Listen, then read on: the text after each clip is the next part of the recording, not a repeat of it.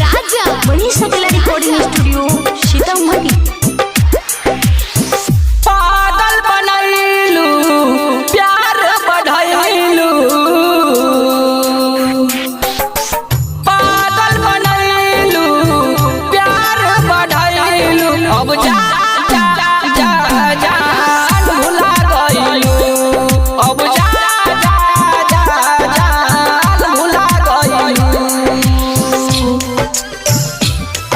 अब जा जा जा जा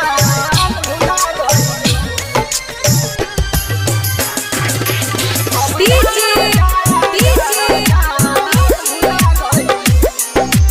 राजा राजा मिक्स बाय मनीष अकेला बलिया पट्टी बलिया पट्टी। जब प्यार से भोरवा में तू रोज मिलत रहलू, छोड़ के जाइब ना हमरा से कहत रहलू।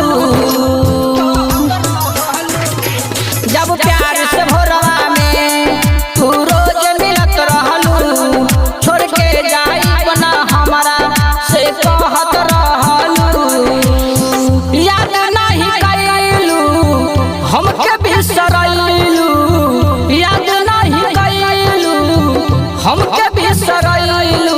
अब जा जा जा जान भुला गइलू, अब जा जा जा जान भुला गइलू।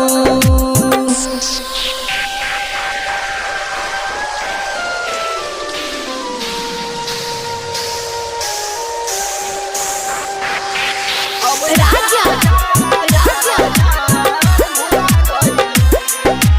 बलिया पट्टी मिक्स बाय मनीष अकेला।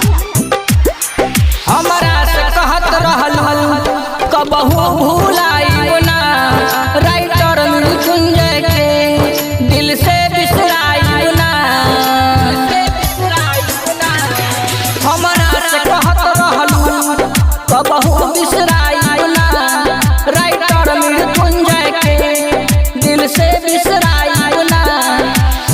वादा तू कैलू नगेंदर के भुलैलू, वादा तू कैलू नगेंदर के भुलैलू। अब जा जा जा जा भुला गइलू, अब जा जा जा जा भुला गइलू। मनीष अकेला रिकॉर्डिंग स्टूडियो सीतामढ़ी।